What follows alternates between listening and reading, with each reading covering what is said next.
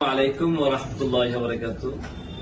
আপনারা জানেন আমরা আজকে মৌলভীবাজার আসছি।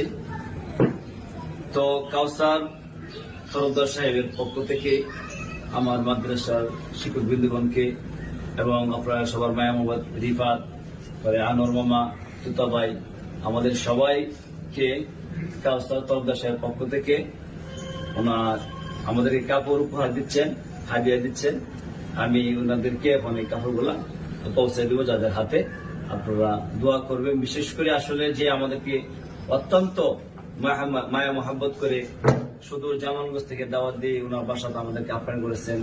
এমনকি আমার মাদ্রাসা ওনারা গিয়েছেন, দিকে আসছেন, মাদ্রাসার খোঁজখবর নিয়েছেন। আলহামদুলিল্লাহ। আর সবসময় ইউসুফ ফাউন্ডেশন তরফদার জন্য আপনারা সবাই দোয়া করবেন। আল্লাহ তাআলা যেন এই যে ভালো মহৎ কাজগুলো করতেছেন প্রত্যেকের